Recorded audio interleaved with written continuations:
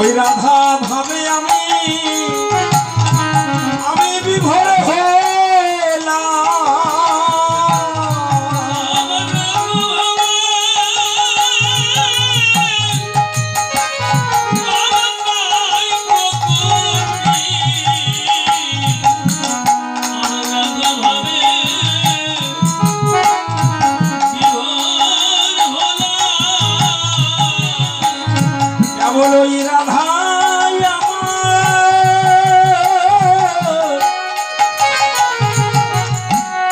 ভজন সাধনা ওই রাধা ভাবে আমি বিভোর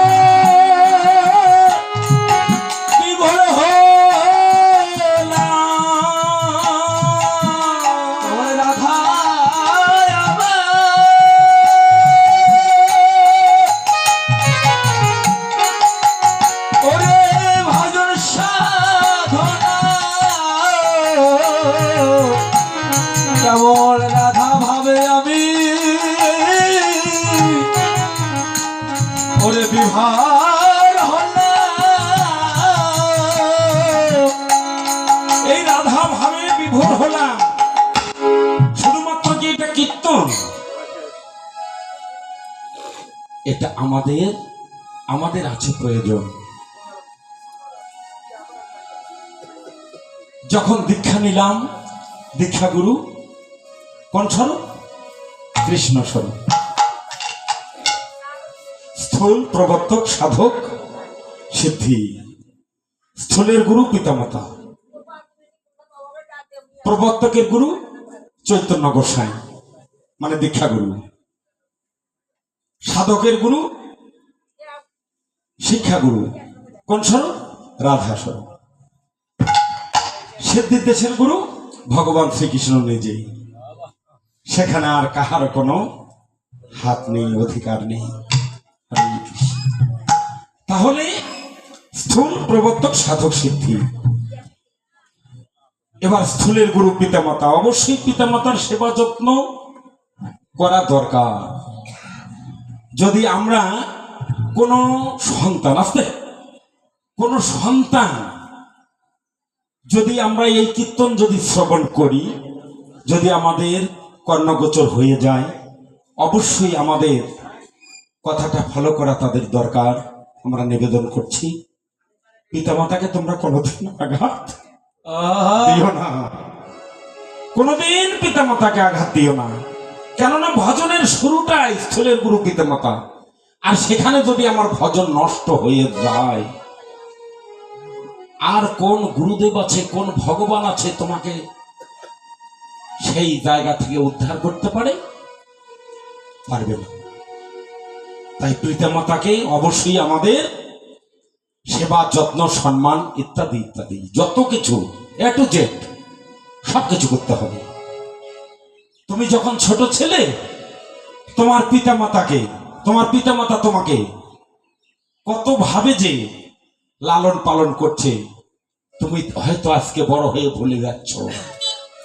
কিন্তু তোমার ঘরে যখন একটা ছোট্ট সন্তান আসবে, তখন তুমি বুঝতে পারবে যে আমি আজকে এই ছাওয়ালটাকে যেমন লালন পালন করতে কষ্ট করছি, ওই রকম আমাকেও আমার পিতামাতা এত কষ্ট করে আমাকে এত বড় করে তুলছে। তাই আমাকে পিতামাতার চরণ থেকে আগে, আদি গুরুর আগে কৃপা আমাকে নিতে হবে।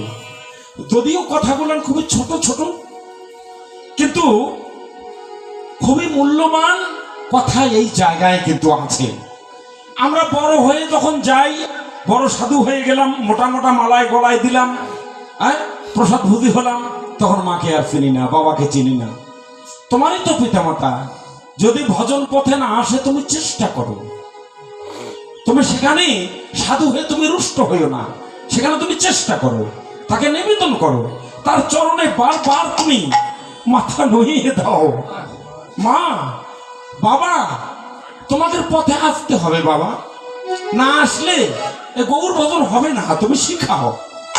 কিন্তু ওখানে যদি টর্চারিং করি, যদি অসৎ ব্যবহার করি, তাহলে কিন্তু আমার সাধুত্ব থাকবে না। তাহলে আমার সাধু পত্র রক্ষার, যদি পিতামাতা আমাকে জন্ম না দিত আমি সাধু হতাম কেমন করে? কে সাধু হতো? তাই পিতামাতার চরণ থেকে আমাকে অভিশাপ না নিয়ে সেখানে অবশ্যই আমার কৃপা নিতে হবে। পরিবার তারপরে দীক্ষাগুরু ওখানকার যখন কৃপা হয়ে যাবে, আমি দেখেছি আমার পিতামাতা গুরুদেবকে ডাক দিয়ে বলেছে, বাবা একে এখন একটু মন্ত্র দেওয়া দরকার। তাহলে কৃপা আসলো কোথায়? পিতামাতার চরণ থেকে। এবার আমার কাছে চলে আসলো, দীক্ষা গুরুর কৃপা হলো। এবার দীক্ষা গুরু মন্ত্র হয়ে গেল, তারপরে আর কোনো খবর নেই। যাজন করি না, মাজন করি না, ভজন করি না, সাধন করি না, এ পর্যন্তই। শিক্ষা না আর লাগবে না। হ্যাঁ, আবার অনেক অনেক আছে কয় শিক্ষা গুরু নাই, শিক্ষা গুরু লাগবে না। শিক্ষা গুরু লাগবে না তো কেমন হয়? আমার চৈতন্য মহাপ্রভুর দীক্ষা গুরু হচ্ছে ঈশ্বরপুরী, আর শিক্ষা গুরু তথা সন্ন্যাস গুরু হচ্ছে ভারতী গোসাই। তার যদি দীক্ষা গুরু শিক্ষা গুরু থাকে তোর লাগে না কেন? হ্যাঁ, আমাদের লাগবে না কেন? আমাদের থাকবে না কেন? তাই আমাদেরও থাকা দরকার। জানি না তাই, পালন করতে পারবো না তাই। হ্যাঁ, আছে গরু না বয় হাল, ওর দুঃখ সর্বকাল। হরি বল, সময় তো গেছে, আমিও দেখতেছি। হরে কৃষ্ণ, দলও আসতেছে, তাই না? হরে কৃষ্ণ। তাহলে এবার শিক্ষা মন্ত্রটা আর নিবার কোনো স্মরণ নেই, ইচ্ছাও নেই, তোমাকে নিতে হবে। দীক্ষা শিক্ষা সমান করতে হবে, গ্রহণ করতে হবে। এবার দীক্ষা শিক্ষা দুটোই যখন হয়ে গেল, তখন তো কৃপা হবে। এই শিক্ষা গুরুর কৃপা হলে তুমি সেই কৃষ্ণ কৃপা পাবে। যে কৃষ্ণ তোমার এখন এই যে রাধা রাধা রাধা রাধা বলে কাঁদছে, ভজনের অভিপ্রায় আপনারা লক্ষ্য করবেন। কৃষ্ণ এটা হচ্ছে কৃষ্ণের পূর্বরাগ। তাহলে কৃষ্ণ রাধা রাধা বলে কাটাকাটি করছে। সুবলকে বারবার বলতে, সুবল ওই রূপ আমার ভজনের মূরতি, সাধনের মূরতি। ও সুবল, তুই একবার এনে আমাকে দেখা। কহে চণ্ডীদাস করি অভিনয়, কোনো কি হইবে দেখা? যদি দেখতে চাও তাহলে সাধন করো। হরি বল, যদি দেখতে চাও তাহলে সাধন করো, কোনো কি হইবে দেখা? তাহলে সে যদি রাধা রাধা বলে কাঁদে, তাহলে তুমি আমি আমরা কেন শিক্ষা আশ্রয় নেই না? কেন ভজন করতে বুঝি না? নারীকে শুধু নারীই মনে করে গেলাম, কিন্তু ভজনের মূরতি যে নারী, ভগবান শ্রীকৃষ্ণকে পাওয়ার একমাত্র কারণ যে এই নারীর যুগল চরণ, তাহা কিন্তু কোনোদিন অনুমান করলাম না। শুধু বাড়ির গৃহিণীটা বউ বলেই মনে করে গেলাম। হ্যাঁ, আর স্বামীটা স্বামী মনে করলাম, কিন্তু এর মধ্যে যে ভজনের মূল চাবিকাঠি রইল তাহা কিন্তু আমরা বুঝতে পারলাম না। ওই ছাতারপাড়া গেলাম, কীর্তন শুনে এলাম, অমুক জায়গায় গেলাম, তমুক জায়গায় গেলাম, গোবিন্দগঞ্জ গেলাম, নাকাইহাট গেলাম, কীর্তন শুনে এলাম। আমার বাড়িও তো নিকটে গো, তাই না?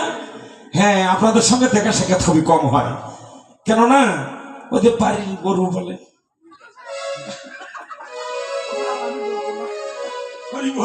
আর সেই জন্য একটু দেখা সাক্ষাৎ কম হয়, ওই দূরে দূরে দূরে দূরে। হ্যাঁ, যারা দেখি নেই সে বড় সুন্দরী, আর যার হাতের রান্না খাই নেই সে বড় রাঁধুনি। তাই আমার যারা দেখে নেই তারাই ডাকে দূরে দেয়, দূরে, অনেক দূরে, তাই না? তাহলে কি হলো? ভজনের মূরতি আমার রাধা রানী, শুধু স্ত্রী বলেই আমার গোটা জীবন কাটিয়ে দিলাম। কিন্তু ওই কৃষ্ণকে পাওয়ার জন্য আমার যে এই রাধার সাধন করতে হবে, এটা কোনোদিন অনুমান করি নাই। সেটা শিখাইয়া দেবে কে? আপনার দীক্ষা শিক্ষাগুরু। শিক্ষাগুরু যখন দেখে দেবে, এই বেটা, হ্যাঁ, এতদিন তো খালি ভক্তি নিলি বেটা, এখন একটু রাধার চরণে, মানে বইয়ের চরণে একটু উল্টে উল্টি একটু ভক্তি কর না। হ্যাঁ, অনেক সময় দেখা যায় ভক্তি করতে কেউ হাসে, হায় রে যন্ত্রণা। হ্যাঁ, এখন তুমি বউকে আবার ভক্তি করা লাগে। হ্যাঁ, যদি তুমি ভজনের মতো ভজন করো তাহলে তো ভক্তি করাই লাগবে, না করলে তুমি কৃষ্ণ কৃপা পাবে না, রাধার কৃপা হবে না।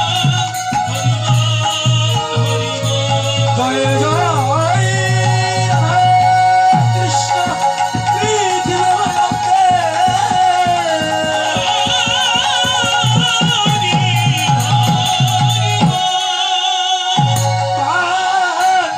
কল্প তরুহাচ কৃপা সিন্ধু ভৈবাচ পতিতানাং পাবনি ভয়ে অনন্ত কোটি বৈষ্ণবে নমো নমঃ।